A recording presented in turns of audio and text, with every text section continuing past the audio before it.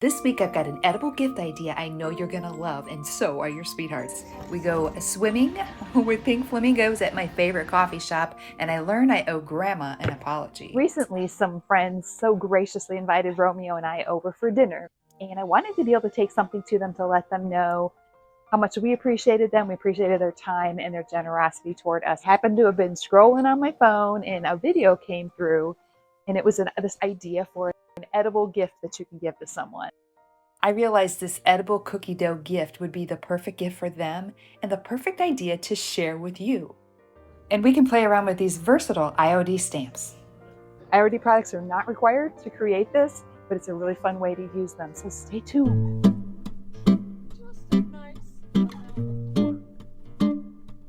I did a little thrifting with some company from out of town, and we stopped at this little coffee shop. It was about 3 o'clock. Everybody was tired, so we decided to grab a cup. I stepped away to use the restroom, opened the door, and look what I came across. A bathtub full of bubbles, bubble bath, and pink flamingos. I couldn't believe myself. I was so tickled. I had to get out my camera, and I'm sure I wasn't the first. But everywhere I looked, there were these tiny little fun, quirky, weird details in this shop. It was just eye candy for everyone. Everywhere you looked, you found Ken dolls. There's Kenny sitting in the window and Kenny swinging from the chandelier. He's everywhere. I don't know how many are actually in the store, but it would have been fun to go back and actually take a Kenny count in the store.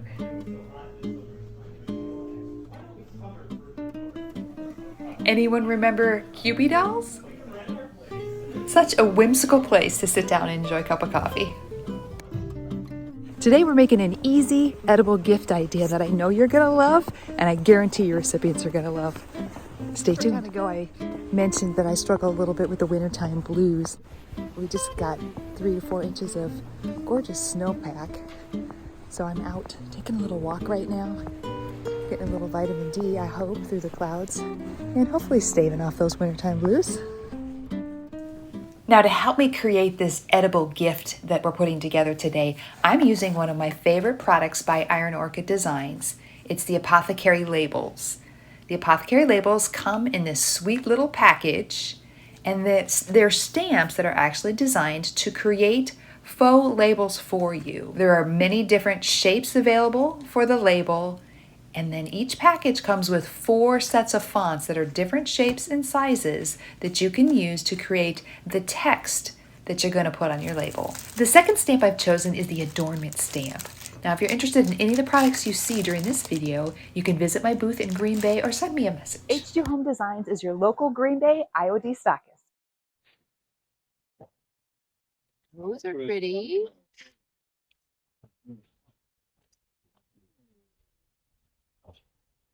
I like those. Is it time to make cookies? The foundation for my project is embroidery fabric. I chose embroidery fabric because I'd like to create kind of a detailed or special edge to it, but you're welcome to use paper or simple cardstock. The easiest way to know how much fabric you actually need is to pull out a rolling pin and wrap your fabric around the rolling pin all the way around, and then maybe add another 2 inches on each side of that so that you can adhere your fabric down. Now you get to have a little fun and cut out a heart with a piece of paper, just like we used to do in kindergarten, first grade. Make sure that the heart is going to fit inside the width of your fabric and give you, perhaps 1 inch on each side of the heart so that you've got some room to work with when you're stamping. Adhere your stamps to either IOD's thin mounts, or here I have an acrylic block that I use. Sticking them to a block like this helps to keep them in line, and it makes them easier to clean. And you'll see I've chosen 2 pieces of the same adornment detailing. One is a straight strip and the other is a curved strip of the same pattern. This allows you to go around curved areas and also run your straight areas in the same pattern. It's fantastic. If your stamps are new like mine are, make sure that you condition them by scuffing them up with a little fine sandpaper before you use them. This gorgeous cherry red is what I've chosen to use as my sort of ink of color. It's really an acrylic paint. IOD does sell a tomato red that you can purchase. I've chosen this one just because I love the vibrant color. Now, anytime you're working with acrylics and a brayer and these stamps, you just need to make sure you roll it on, you stamp it quickly, and you wipe it off immediately afterwards so that the acrylic paint doesn't dry down into the grooves of your stamp. Now pull out those diaper wipes. They are the best thing that you can use to clean your stamps in between use and also just to clean them up a little bit before you actually stamp with them. Now part of the trick to making this work today is using that heart as sort of a mask, if you will. When you lay it on your stamp, you want the stamp to line up just in the middle of the line of the heart. So half of your stamp should be stamping on the heart, the other half should be stamping on the fabric outside of the heart.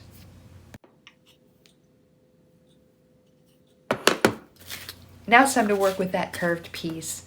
The nice thing about these stamps is that they are designed to be able to lay on top of each other, whether you've used the straight or the curved piece. You'll see, once we get this inked up, I can match up the leaves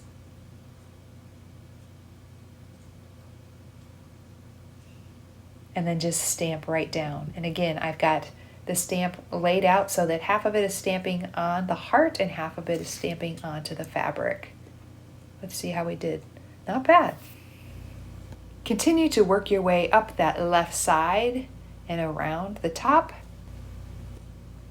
making sure that when you get to the point at the center of the heart, that you get it even. So find a nice center point, and you're going to have to come at that point from both sides evenly so that it looks nice and shapely. You can add a real richness to your graphic by layering with your inks.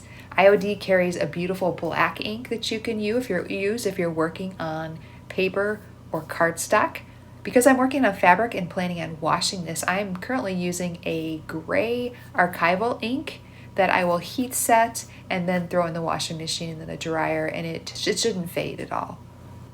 And this part is really simple. Just ink up your stamp and you're going to stamp right on top of the images that you stamped in red.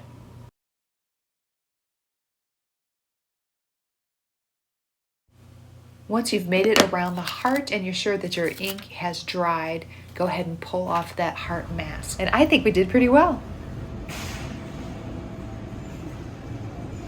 Those look good. I selected this label from the Apothecary Labels collection. It's delicate yet intricate, and it fits beautifully right inside this heart.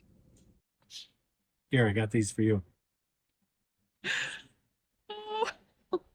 Romeo, you're living up to your name. Those are beautiful, honey, for Valentine's Day. How thoughtful. Is it time to make cookies?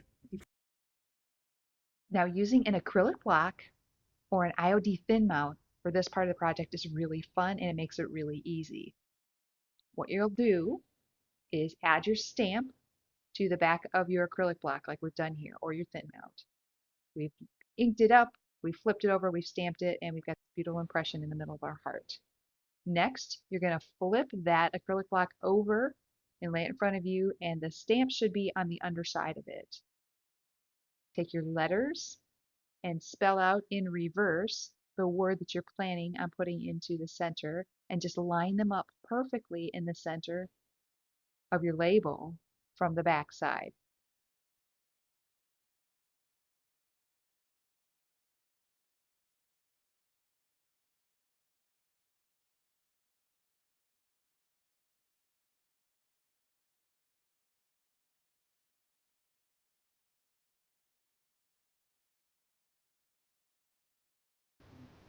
And you'll see when I flip it over how perfectly those letters are lined up inside the label.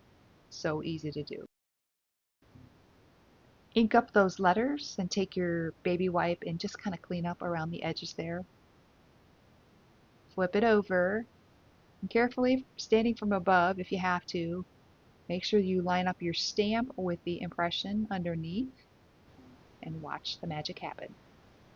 Now, give yourself a hand. Look at that beautiful impression. She did not. Take a look at this vintage cookie press. Oh my stars. A sweet friend of mine who's also a viewer saw this and knew that I loved all things old and baking. I remember as a kiddo, my relatives, my grandmother, my mom, my aunt, would make Spritz cookies, and of course they were delicious. Everyone loved them, and it's what you did for the holidays. But until I received this little gift, I had no idea the time, the effort, the energy, and the stress involved in making Spritz cookies. I settled on this coffee maple Spritz cookie recipe from Taste of Home, and I promise you I did everything correctly, by the book even. Oh man, there's so many interesting cookie plates here. Look at how much fun these are. That reindeer though. I whipped up a batch of dough, filled the cookie plunger, and pressed. And pressed. At first attempt, the dough was so hard that it wouldn't even come through the press. So I made a new batch. After I made a new batch, then I couldn't get the dough once it fell out of the press to actually stick to the pan. Oh, Grandma, how did you do this? I need you. I made this dough 4 different times before I could get it to turn out correctly. And then when I baked it, oh gosh, they were just flops. Grandma, thank you so much for the time and the energy that you put into making delicious cookies for us. Yours were always perfect. I had no idea how much effort this was going to take, and I want to say thank you. This little Door County coffee shop in Wisconsin called 5th and J has been so much fun, but wait till you see the seating area outside.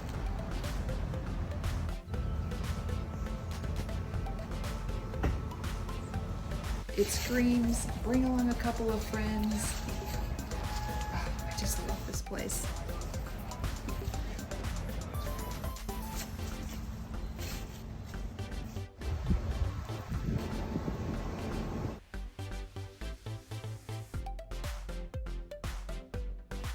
Now that we've got our Valentine sentiments all stamped up. Hey, Romeo!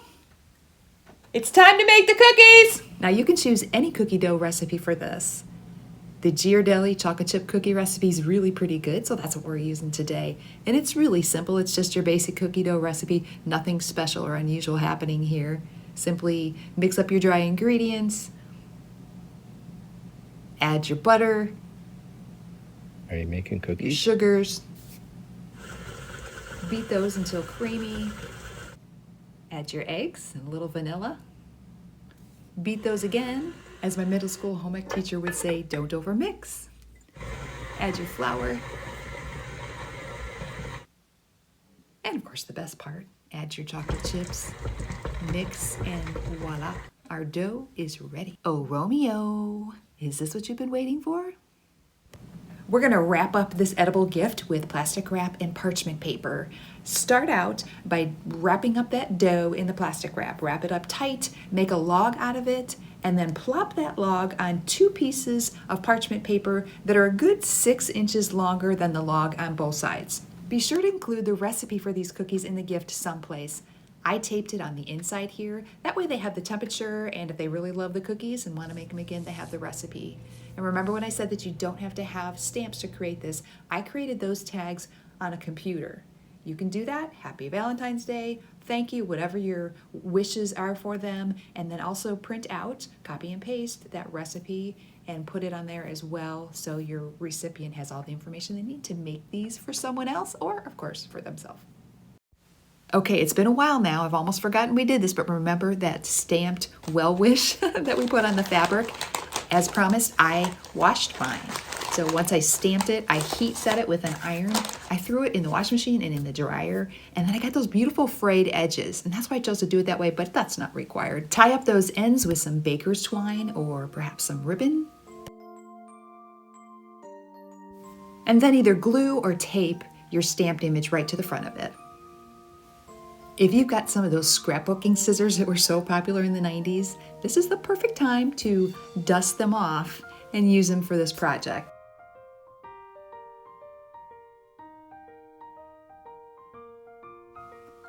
They had a really pretty and delicate detail to this gift. This is a gift that I guarantee people are going to love. They rave, I'm just going to tell you.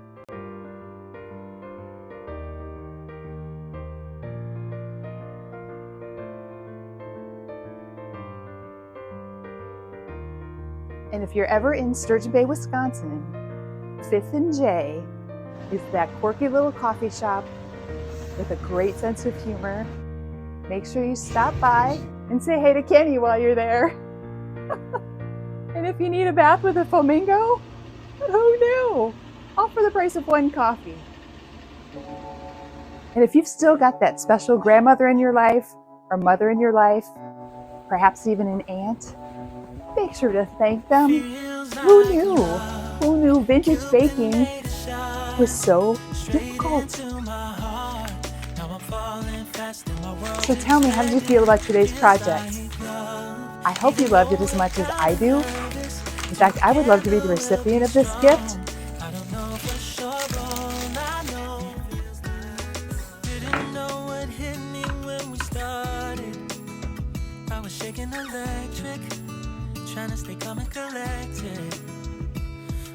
I am Heidi with H2 Home Design. I share innovative and artful design ideas to inspire you in your home. If you are interested in any of the products that were shared today, you can go to This and That local vintage and artisan market in Green Bay, or Send me a direct message right here on this platform.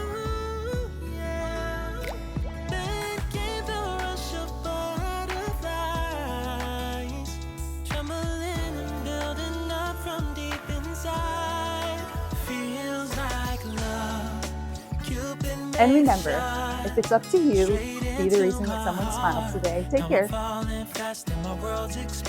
H2 Home Design is your local Green Bay, Iowa shop.